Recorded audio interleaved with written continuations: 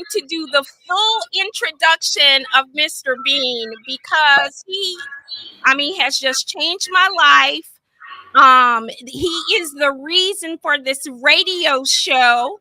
Once I got under his mentorship with Chuck and Yes, which our community knows already, I was just like blown away by the information, because having a doctorate, you would think that I would know something about my own finances, and I did not. And so I started this radio show just to share what I learned in the extra digit movement.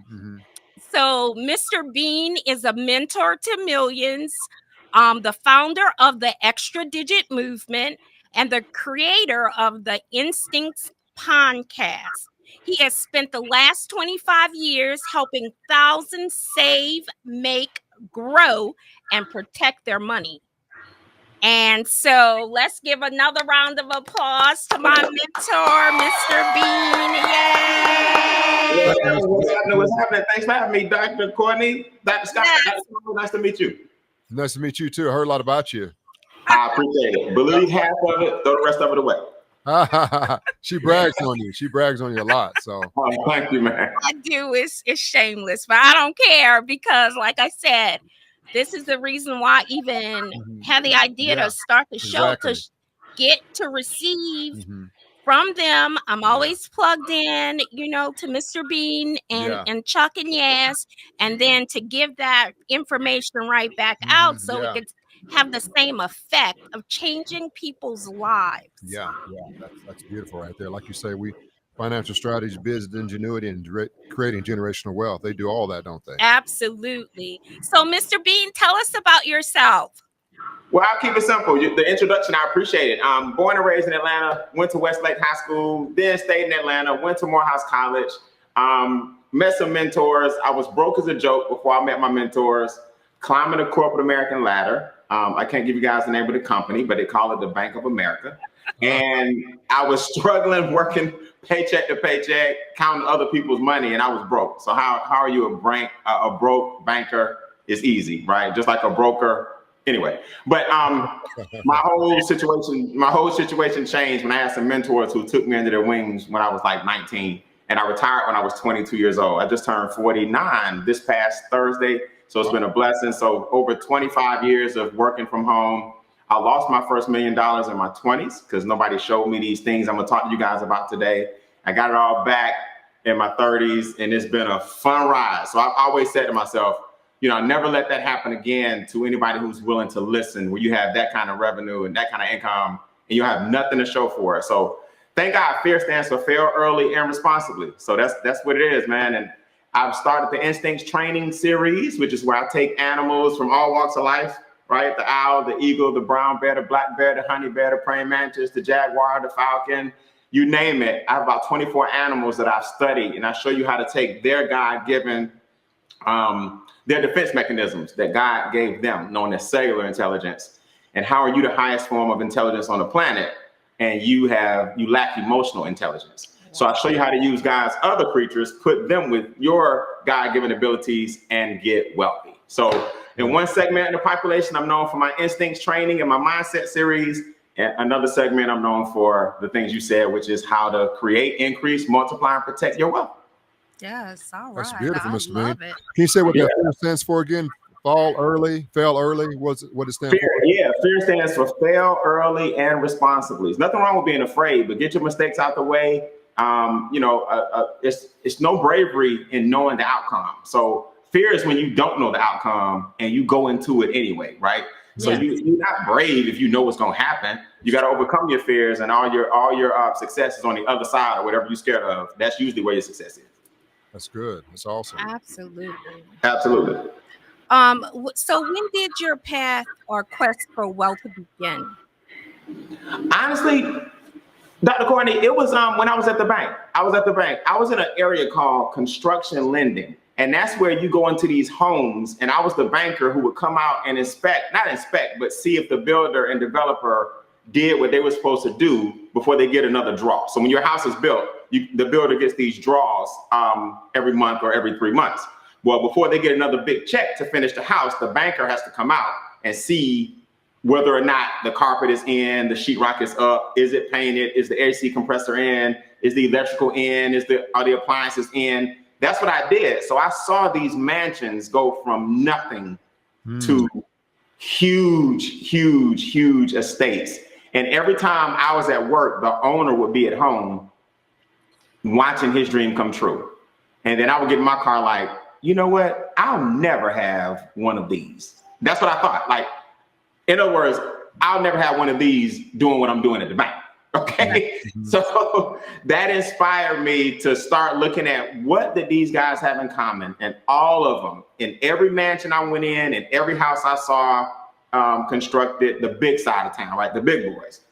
They all said, I own this, I own that. Nobody said, you know what? I got to get back. I'm on my lunch break watching my mansion get built. Everybody was like, oh, take your time, Mr. Beane. We own this, we own that. So after a while, I was like, wait a minute, what do you do, sir? I'm not even supposed to be asking you this, but ma'am, what do you do? And nobody said I got to go back to work. Everybody said they own something. So I figured out at an early age, you need to own something if you want to live like this. And I've been blessed enough now to own, about 5 different places that look like that, so that's awesome. It's been an amazing ride.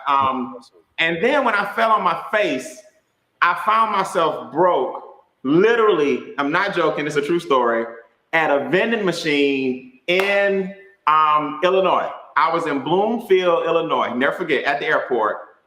And I needed a honey bun just to put something on my stomach because I was working on my speaking career and everything was starting over, and my honey bun got stuck. And the little spiral thing turned and it got jammed. And I found myself shaking. It's the funniest thing in the world now, but it wasn't funny back then. Grown man shaking the vending machine, trying to get the honey bun to fall from row 3A. And then when it didn't fall, I called the 800 number to see if somebody could come give me my 50 cents back. Like, you know what? This is just ridiculous, right? So that's good. I knew then that I had to change my situation. I said, I'll never let that happen again. The day a honey bun doesn't fall and I get frustrated and call the 800 number, it's too late. So I started studying wealthy people, and it's been on. Yes. Man, that's incredible. Is that one of your homes right there? You in right there? This is one of my homes right here. Yes. This is where I do most of the shooting and the webinars and the different. I do my podcast at another property, but this my good quaint background right here. So yes, sir. That's in Atlanta. It's Atlanta, born and raised. I grew up in College Park, East Point, and went to Morehouse, like I said, graduated in '97 from Morehouse. Oh, awesome. That's beautiful. And now you have the place in Dubai. I have a condominium in Dubai. Yep, on the 15th floor. That'll be finished next year. So last year I became an international investor.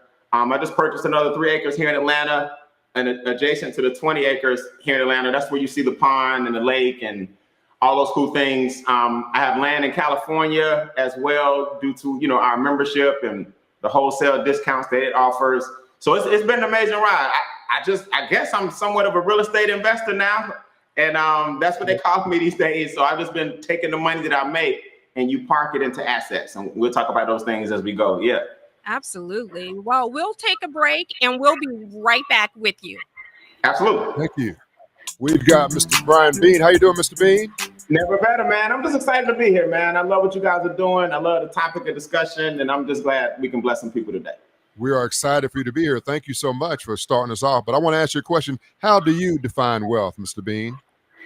In my opinion, wealth is having a endowment, enough money in a family endowment to last at least 3 generations. And that way, even if one of your heirs messes up the wealth, the endowment can make up for that mistake. So a lot of people don't realize that, but every college that you have, I don't care if it's HBCU or I don't care if it's Yale or Harvard, they have endowments. You know what I mean? So the institutions were put in place a long time ago for certain people to control what colleges and institutions teach. That shows you the power of an endowment. So even at Spelman College, they got Rockefeller Hall, right? That's because Rockefeller created and donated enough to have an endowment and a say-so in the education system. So you're not wealthy until you have a family endowment that generations, at least 3, can pass down. And even if they squandered the money, the endowment will still take care of the next generation. Wow. You got the Vanderbilts who are wealthy, but you don't hear about them like you do the Rockefellers, because it only took one Vanderbilt to kind of derail the train, no pun intended. But the Rockefellers, they couldn't go broke if they wanted to. So once you have an endowment in place and that wealth is through many, many, many generations where it can't be squandered, then you wealthy. You know, I see it on a couple of colleges. You heard the name Reynolds before, like Reynolds Hall, Reynolds Center. I've seen that name on a few, like in Mizzou. I went to college in Mizzou. I played ball, but they have a Reynolds Center. And that's in Tulsa. They have a TU. They got a Reynolds Center also. So they must be a big endowment also, a big family also. Oh yeah, you know, when you hear the name, look, Carnegie Mellon Bank, Andrew Carnegie, right? A lot of people don't know, but Morehouse College, Morehouse was the friend of Mr. Dewey from the Dewey Decimal System. Oh wow! So putting these things together, okay, Morehouse, Rockefeller Hall, Dewey Decimal System, Mr. Dewey. You start realizing who's really controlling things. That's right. Yeah, That's right. Yeah, that's right. Yeah. It's fact. It's hard to swallow, but it's fact. So we got to get to a point where our endowments, we create our own education system. Amen. Absolutely. That amazed me when I found out that Morehouse was named after, slave owners. Yeah. That was crazy to me. Yeah, and it's not a knock on HBCUs. We had to do what we had to do, but the reality is we got to get to a point where money controls things in this country. We live in a capitalistic society, so the people that don't know the rules get played by the people who do. So we have to get to a point where we pool enough resources together to get rid of an old, outdated educational system and talk about the things that we're doing today. That's where real wealth is created when we make that happen. Until then, we got a long way to go. Yes, sir. So that's a good segue into the question, like, what are the 5 rules of the wealthy? Yeah. So, I mean, in my humble opinion, number 1, pay yourself first. A lot of people hear that, but you're going to keep hearing it because that's the first thing you have to do is pay yourself first. If you're in a tax code that pays somebody else first, like a job, for example, is a W-2, there's nothing wrong with it. Be grateful, be thankful, be satisfied. A lot of people don't have one, so be grateful for that. But the bottom line is you're third in line if you have a W-2. So the government gets paid first, and then your bills get paid second, and then you get paid third. The reason we say pay yourself first is because honestly, when you get your paycheck, you have to put something into an income producing asset to start generating wealth. In other words, your money's going to make somebody wealthy. The question is who? Yes. Remember that. Your money's going to make somebody wealthy. The question is who? So if you're not putting your income into it, your paycheck into an income producing asset, you never get wealthy. Number 2, never listen to people who don't have the same vision that you have, right? Because you can tell a person can tell you to go left and don't do that, and then they mess around and go right, and that was a dead end for you. So never listen to somebody's opinion who doesn't have the lifestyle in the area of interest you have. In other words, a baseball player can be a multimillionaire, but he can't tell me how to be a public speaker. A football player can be a multimillionaire, but they can't move a crowd like I can. So just because a person has a skill set, education is subject specific. So never listen to a person's opinion about what it is that you're doing, because your vision is your vision. That's why we don't all wear the same contact lenses, right? So you gotta watch that. Number 3, don't buy materialistic things for people who don't know you, don't care about you, and don't like you. That's what a lot of people do, right? We try to impress people who don't even care about us, don't know us, and don't like us, but you out here trying to buy things to impress somebody. You purchasing liabilities to impress somebody who could care less about you. So you got to watch that frivolous spending you do to buy yourself happiness. That's one thing I got away from a long time ago. Once I got the Porsches and all that stuff out my system in my 20s, now all I collect is vintage cars. So if it's not appreciating, I don't appreciate it. Oh, that was great. That was if good. It's not appreciated. Come on, man. That was just like boom. That was a bar right there. So nah, man, that's a t-shirt. That's a t-shirt. Don't steal it. I'm wearing that one first. But no, if it's not appreciating, I don't appreciate it. So that's another thing. The other thing I would say is you got to autopilot your bills and you got to autopilot your investments. The reason most people aren't wealthy is because all they think about is their bills, and what you think about, you attract. So if you always have to make sure that there's enough money in the account, and I don't mean this being condescending. I'm not saying this from a vain perspective. I'm telling people what the mindset you want to have. If you always thinking about what's in the account, what's coming out the account, well, okay, do I have enough for the mortgage? Do I have enough for the lights? Do I have enough for the water? What happens is that your brain is like a hard drive and it gets full. It's only so much room. So you consume it with the bills. So more bills come because of the law of attraction. But when you autopilot your bills and you have enough cash flow set aside to where they can go ahead and get paid without you worrying about it, then you have enough money to invest, and then you automate your investments just like you automate your bills. So certain money comes into my trust fund, which is number 5. Certain money comes into my trust fund and automatically the bills are paid and automatically my investments happen. And then Brian is forced to live off the rest, which is very small, believe it or not, because by the time I pay my trust fund and my investments, and by the time I pay the little bills I have, then Brian has to stay disciplined and just live off this, you know, and that was the key to me being immensely successful, is acting like I have nothing when I have a lot of control over a lot of things. And then number 5 is you got to protect your assets. People think that having a trust fund is for millionaires and billionaires. It's not. Believe it or not, the person who needs a trust fund is actually the everyday working person, because you're one accident or one left turn or one lawsuit or one divorce away from losing everything. Yes. So when you think about it, the 5th way to get wealthy is to protect, well, one of the 5 steps in getting wealthy. You got to protect what you already have, because there's nothing like having to start all over, right? The 5 Ds: death, disaster, divorce, disability, and disability, divorce, death, disaster, and disease. So when one of those things hits you, let's just use divorce. I know so many people, men and women, who start all over. They're like, I got divorced, so I'm starting again. I'm like, man, this is crazy. But if they just understood that there's certain things you can do to protect yourself, and I'm not just talking about a prenup or married couples or divorcees. All I'm saying is you got to protect whatever you do have so you can stop starting over. Stop starting over. You do those 5 things. Yeah. What's a good asset to put it in? Like starting off, what's a good asset to put it in? What's a good asset to put what in your trust? You talked about earlier about once we make money, have an asset to put it into. So yeah. What would be a good asset to put it into? Oh, absolutely. So yeah, so I was going to talk about that. I'll talk about it now. So remember, currency buys money. So your dollar bill and your $20 bill and your 50 and your 100, it's really only worth something because we said it was, right? In other words, in stamps, in prison, they use stamps because in prison, stamps can be traded for cigarettes or whatever. Well, out here we use money, but it's really not worth anything. It's only worth something because we can pay bills with it and we can provide a lifestyle for ourselves. Eventually, you want to take currency and buy money. Money is, like you asked, assets, precious metal, right? Where can you take precious metal and it's accepted? Everywhere. Where can you take $1 and it's accepted? Not some countries. Mm-hmm. See, when you start getting over to Hong Kong and Monaco, South France, they look at your dollar like, oh, no.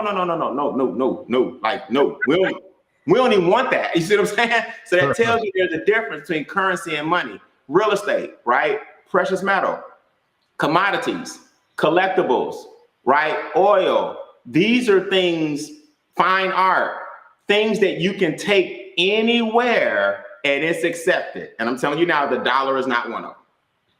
Okay. All right. Awesome. We definitely have to change our mindset. Yeah. Because in America, we think that the dollar rules. Mm-hmm. Yep. And we kill each other for it when the truth, that's the sad part about it, right? You got all this money in the bank and that's not where it should be. That your money should not be in the bank getting you negative 1%. People come to me all the time. Yeah, man, I got 600,000 in the bank. And I go, my God, are you crazy? Are you crazy? First of all, only 250,000 is insured by the FDIC. Second of all, you losing money with that money in the bank. They're making a killing off your money. It's called arbitrage. So why don't you take that currency and buy you some money? But it's a mindset, because that same person is afraid that next month they may need it. So they haven't balanced out cash flow and income from assets and net worth. They haven't decided yet which one they want, and they haven't found that balance between the two. So that's the mindset piece. Brian, if I take it out, I ain't gonna have access to it. Well, good, because if you don't, it's gonna spend itself anyway. Yes. Yeah. Good word. Good word. And so then the quickest way to become wealthy is what? Like everybody's always looking for a quick buck. So what's the quickest way to become? That's actually an oxymoron. There's no quick way to get wealthy. There are quick ways to get money, legal and illegal. There are quick ways to pay the bills, legal and illegal. There's no quick way to get wealthy, but I'll give you an efficient way, right? So just remember, quick and wealth shouldn't even be in the same sentence, because if it happened quick, that means it'll probably go away just as fast. Yes. So I'll give you an efficient way. Invest in yourself. And let me tell you why. I know that sounds like a cliche, but it's true. Whenever you invest in somebody else's asset, the owner will always get a higher rate of return or ratio than you, because it's their asset. So even if I buy some Nike stock, and let's say it's $77 and it grows to $85, well, people celebrate, like, hey, we made $5 more a day, or $8 more a day. But the truth is, how many $77 stocks can you buy to multiply by 8 to become wealthy? How many 77s do you have to add $8 to it so the 8s will make you wealthy? But if you create an idea and start a company, you get the Phil Knight special. You become Phil Knight instead of increasing Phil Knight's stock portfolio. So I'm not saying I don't have stocks in my portfolio. Don't get me wrong. I'm not saying that investing in the market is bad. Don't get me wrong. The S&P has averaged 8% for 500 years. In this country, if America sneezes, the world catch a cold. So the S&P 500 is a great investment. Don't misunderstand. But I said an efficient way to get wealthy is to invest in yourself, because the rate of return can be 1 to 100,000. See, if I invest in my own business, and then let's say I invest $1,000, and then in 2 years I make 100,000. I want you to tell me where else you can put $1,000 and in 2 years make 100,000.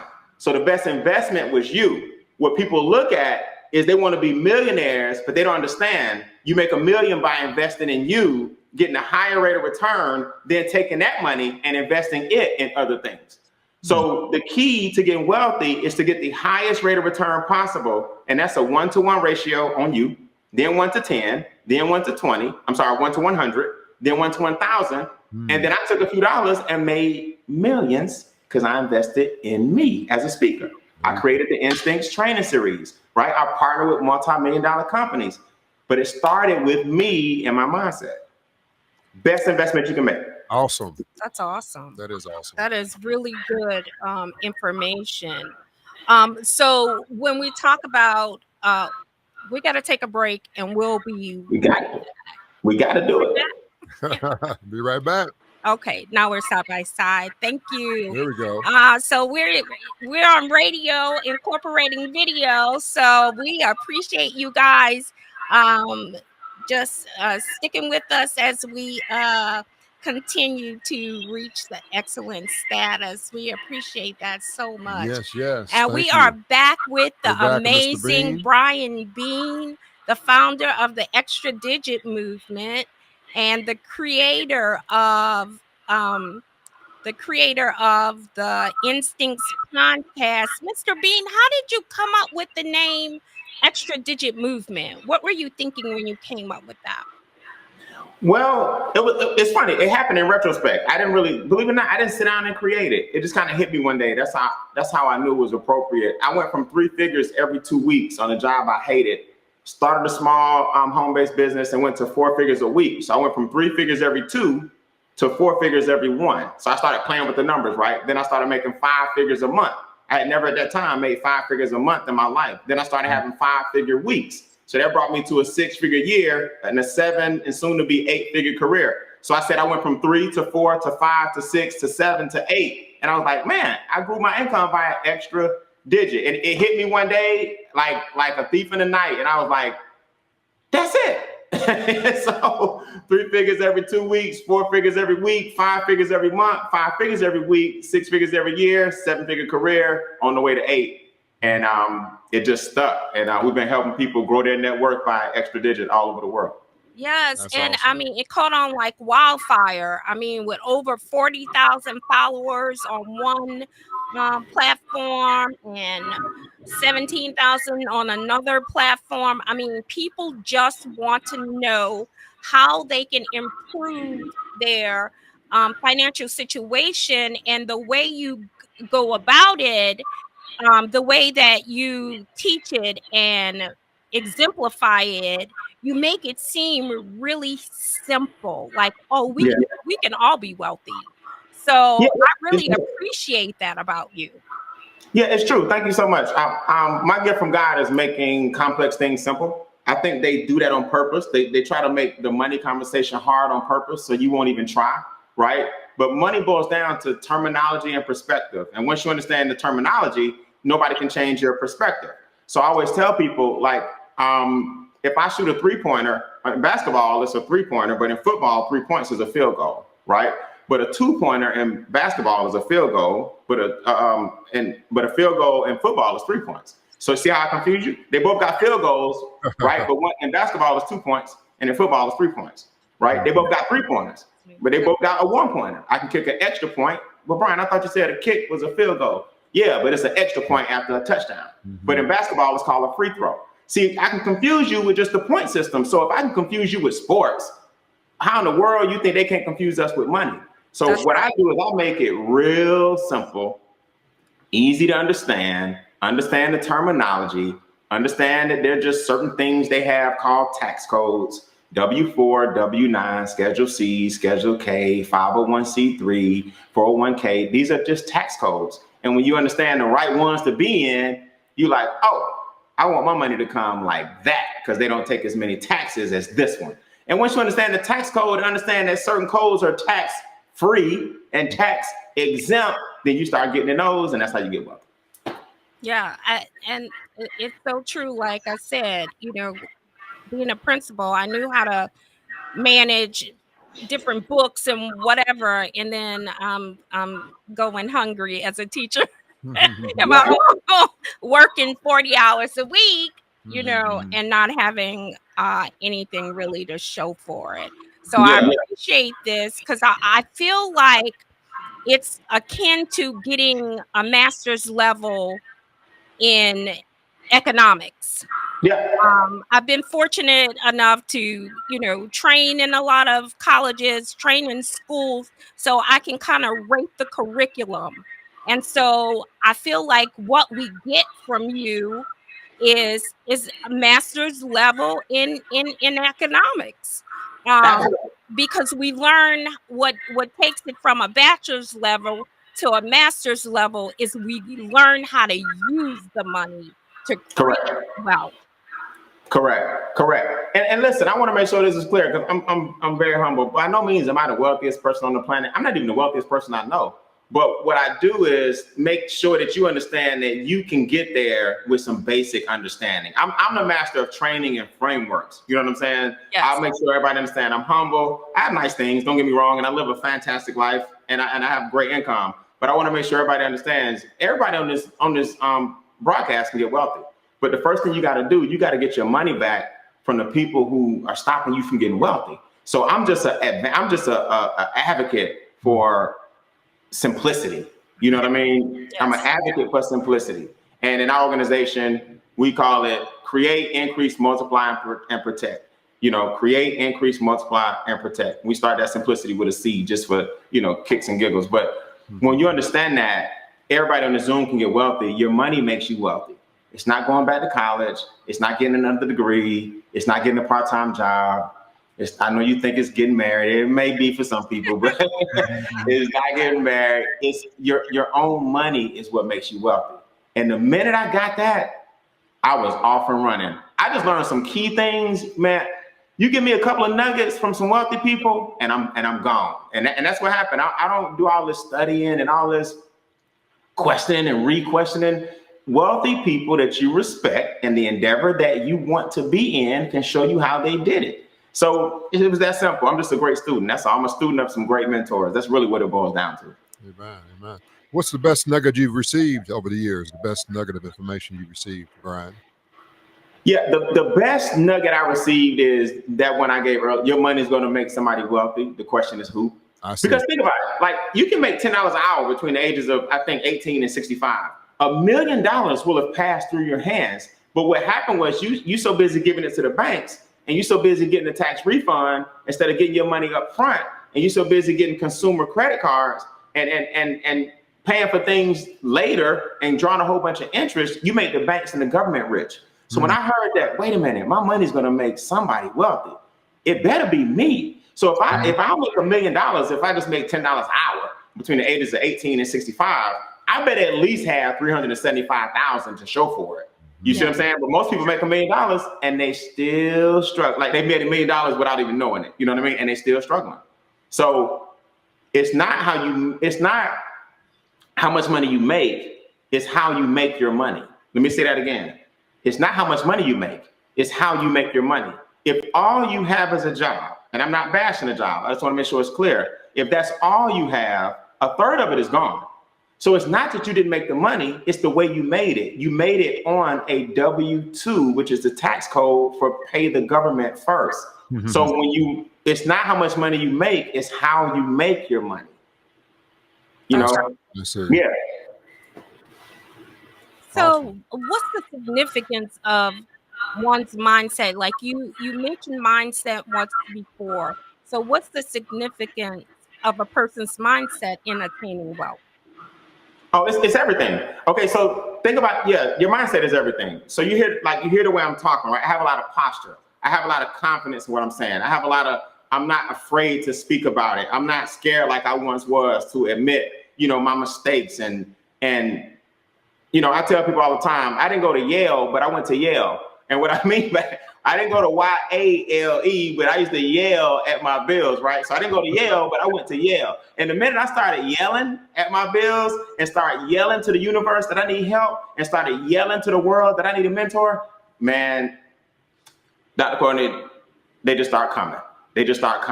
So the mindset has to be, I'm humble, I'm hungry, and my glass is empty. Fill me up. It can't be, I know this, I knew that. Then why are you not doing it? You see what I'm saying? Yeah. I do that, and I know. The worst thing in the world you can say is, I already know.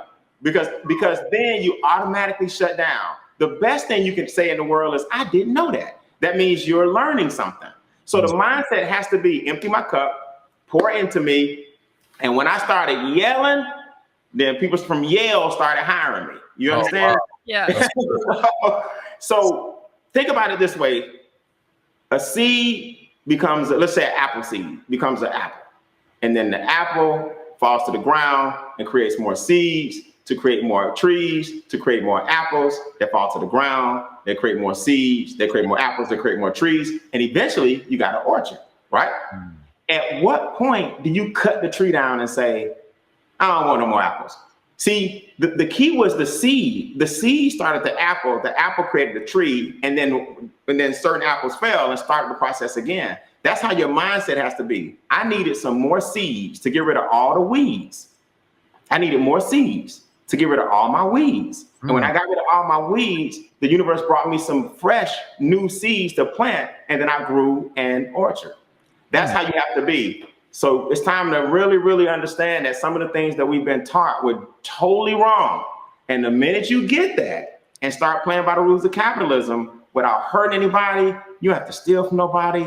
You can love everybody who loves you. And you can create an empire. And that's all we're about in our organization and our movement. That's all we're about. Mr. Brown, what's your greatest motivation?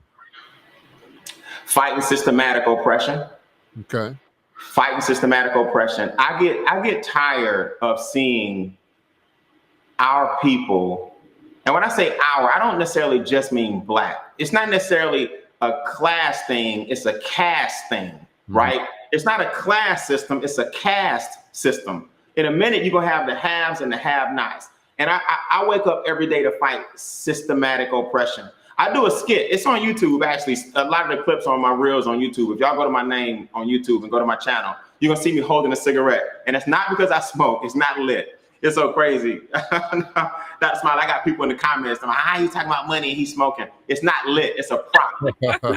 Okay, the skit is called. You can go to YouTube and see it. It's called Smoke Filled Rooms. And I'm holding a cigarette, and what I'm saying is, I wake up every day and I act like there's a room full of people smoking, going, how can we get them? How can we get them? How can we get them? So when you see the payday loans in the hood, they're saying, how can we get them? Yes. We'll get their paychecks up front. They won't be able to pay us back. And then we'll put a title loan next to it, and they'll give us the title to their car, which is how they get to work, and they won't be able to pay us back because of the payday loan. Then we'll put an advance check cash in place in the hood. So we'll get them an advance on their paycheck, and they won't be able to pay it back. So we get a percentage of their paycheck. We got their car. We'll flip the car and sell it because they got the pink slip because you had to give it to them. How can we get them? How can we get the college kid? We give them a credit card early. We haven't taught them about credit because they're talking about the bell curve instead of economics. They're not talking about credit restoration. They're not talking about debt elimination. So we give them a credit card his freshman year. And by the time he get out of school, his credit jacked up. So now we rob him again. Then we'll get him a job and take the taxes off the top. So we rob him again. Because his credit jacked up and we got the taxes off the top, he'll never pay off his debt. So he have to rent. And if you rent, you can't own. So we rob him again. And if you can't own and you renting, you paying somebody else's rent, call a landlord and building his equity. So now you rob him again. So now I had a cigarette in my mouth and I tell people, I wake up every day to fight the fact that you've been robbed 5 times and you're not even 24 years old yet. That's why I'm here. You've been robbed 5 times and you only 24 years old, fresh out of school. You will never catch up. And then guess what? This is a sad thing, Dr. Smiley. By the time you catch it and get it, your children and grandchildren have started the cycle again. Wow. You see? And that's the part that ticks me off when I see a bunch of people who ignore what I'm saying. And you don't have to believe me, it's okay. But they ignore what I'm telling them, and they already got grandchildren, and they teaching them the same thing with an outdated educational system that was put in place by you know who. So that's what it is. Wow. I see, I watch your videos where you're going into the school with the kids, some 3rd graders, and that's just they get it. They get it. I've been getting it. I was like, oh wow. So when did you start that? I mean, you already pour into the 40,000 plus people in the extradition movement. So when did you start going into the schools? Yeah, so what happened, I was in a car accident on Christmas and it caused some internal bleeding. We talking about 4 months ago, right? December 2023, I was in a car accident Christmas Eve and I had a brain bleed and didn't know it. They was talking about lifeline me to the hospital. I went to the hospital, the neurosurgeons there took a scan, about 5 people rushed into the room and said, you're critical, you gotta have surgery tonight. I'm like, what? They was like, we can't even believe you talking. We can't even believe you walking. I said, what? Yeah, we got to life flight you to Grady. I was at a hospital called Piedmont Fed. We got to life flight you downtown. And it was foggy and raining on Christmas, so they couldn't take me. So by the grace of God, they didn't have any ambulances either. But long story short, they called a neighboring county and 2 gentlemen looked like angels, opened the door and said, buddy, we're here to take you to Grady.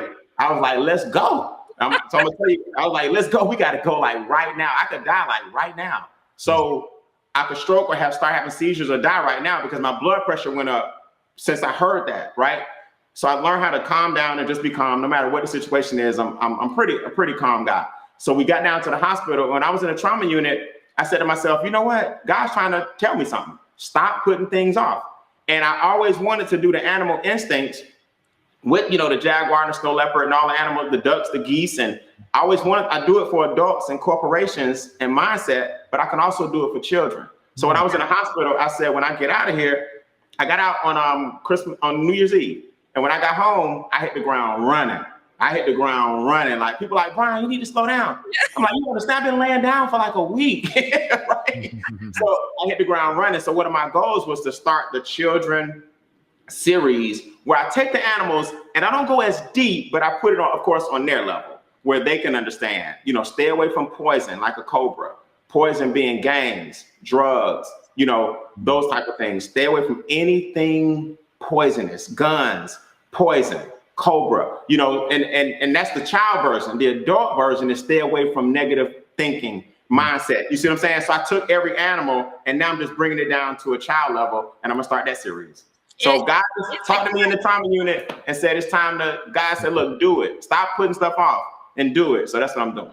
That's amazing. That's awesome. Yeah, I remember Dr. Really Skipper told me you were in that wreck, and we're all praying for you.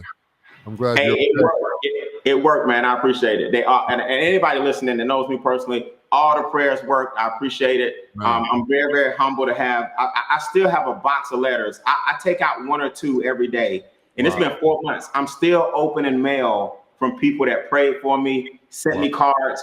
When I get upset or frustrated, I just go to that box and I reach in, and every day I pull out 1. So just to see people from all over the world, man, send me stuff, it was unbelievable. And I just want everybody listening to know how much I appreciate it, and it worked. Amen. That's beautiful. That's Amen. beautiful. Mr. Beane, what would you say to somebody that's dissatisfied about their current financial situation? Is it hopeless, or what would you tell them? No, it's never hopeless. Here's what I would tell them. Number 1, listen to the 5 things I gave earlier. Number 2, remember, you live in America, right? So if you're frustrated, remember, your life is a current depiction or picture of a story being told in your head. Let me say that again. Your life is a current picture or depiction of a story being told in your head. So you could have been born in, let's say, Cuba, communist. You could have been born in, I don't know, Liberia, where there are limited opportunities, but you were born in America. So if you're frustrated, the reason you're frustrated is designed that way because they won't teach you in the educational system a specialized skill set, but they scream that it's the land of opportunity. So you like, well, if it's the land of opportunity, why am I struggling? It's because you don't have a mentor, and it's because you don't have a support group, and it's because you don't have a vehicle that will give you what they claim they give you. So what you got to do is learn the rules of capitalism. Capitalism demands that people capitalize off your frustration. So the key is don't break the mirror, fix the reflection. That's good. Don't break the mirror, fix the reflection. We all got situations, right? I could have grew up saying, man, I'm short, I'm dark skinned, elder bar, just the most famous thing right now. So I never had this. My hair won't curl. It curled, but it just curled too tight, right? So I'm glad my friends are telling me they can't see me on camera, so I'm glad they're just here because I'm cracking these jokes. But I could have grew up with a whole bunch of excuses, you know what I mean? But I didn't. I said, I'll need to find some people who are doing what I want to do, that are willing to teach me. I'm humble, I'm an empty cup, and I'm open. And I promise you, the universe will open up to you. But if all you are is frustrated, all you'll ever be is frustrated. You live in America, get a specialized skill set, not a general skill set, a specialized education, not a general education. And watch what happens. My special gift is speaking. My special gift is frameworks. Then I put that with the economic empowerment side. And now that's why I'm on shows like this. So for those that are frustrated, you're not living out your gift. That's why you're frustrated. You're living out somebody else's mission. You got on somebody else's bifocals. You're looking through somebody else's contact lens, and that will frustrate anybody. You got to go for what you know and find a mentor that's going to help you do it. And you live in a country where anything is possible. People have proven that, but you can't see the picture when you're in the frame. You see what I'm saying? So all you can do is get mad. Remember, anger is the easiest emotion. Anger is an easy emotion. This is mad to get mad. I'm mad, and because it is because of that. Well, that's an easy emotion. You got to go through those tough emotions, and that's when you're gonna get wealthy. That's awesome. That's great. I'm just sharing this out for anybody who may have missed it. You can find it on my Facebook page, Dr. Courtney Skipper. Mr. Beane, I have to thank you so much for coming on and sharing your wealth. Great job. With our listeners. It's just been awesome. And we appreciate. I just have one more question, because we say mentor ship. How important is it to get? Because when we think about a Brian Beane, and then you're saying, okay, mentorship, like, okay, if you don't have a mentor, you need to find one. Is that right?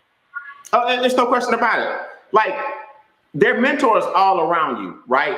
The problem is the algorithm is showing you the trash that you click on when you don't want mentorship. So when you click on that hood fight, and when you click on gossip. And when you click on trash, the algorithm brings you more trash. But if you would take more time and cleanse yourself for about 30 to 60 days and start clicking on the mentors that you want to look up to and the people that you want to contact, it'll show you more of their stuff. So mentorship is all around you. Let me tell you guys this before you go. Do you know your past?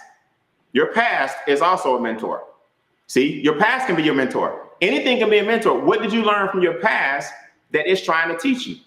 So your past can be a mentor, but in order to go to the future, you have to find someone who's where you want to be in the endeavor or field that you're interested in. We look for proteges. You know why? Because wealthy people believe in leverage. So we would love to pour something into somebody so they can keep the legacy going. We would love to sit down with somebody who's hungry, who has proven that they've made valiant attempts to be successful. Not just anybody talking about, Brian, I want to pick your brain. Can we go to Starbucks? No, I don't have time for you to pick my brain. But if you show me a business proposal, if you show me that you're hungry, if you show me everything you've already tried, if you show me some stuff you failed at, show me some stuff you've succeeded at, then we can see if we have some alignment. So your mentor wants to know that you've already done something, right? You've already tried something. Your mentor is also very busy. Why? Because they're a mentor. They're very successful. So when you understand, okay, I got to walk halfway and then the universe will meet me the other half. That's when you're going to find the person that you're looking for, because guess what? They're looking for you too. Awesome. Yeah, that is awesome. Thank you, Mr. Beane. We thank you so much for being here. And Yeah, all right, how man. can people get in touch with you? Hey, man, I'm real simple. All platforms, I am at Brian N. Beane, Brian. My middle initial is also N, as in never ask me what that means. And my last name is Beane. Brian, Brian, N, as in never ask me what it stands for. Bean, like a jelly bean with an E on the end. YouTube, IG, they taking TikTok away anyway, so I ain't gonna be over there. No, on all Facebook, YouTube, Instagram, all over the place. Go subscribe to my YouTube channel, man. I'm uploading some great stuff this week, and I look forward to teaching more people. Awesome. Thank you so much. I'm Dr. Courtney Skipper. Please follow us on Facebook at KBOB 89.9 FM and Money Matters. Contact me at 504-952-4120 for all your business development needs, including grant writing and nonprofit business formation and development. You can contact me for all your fitness needs. Contact me at www.smileychampionfitness.com or 918-841-9993. God bless you guys. Thanks for joining us. Be with us next week, same time, same place, KBOB. God bless you. Thank you. Bye-bye. Thank you, man. Thank you.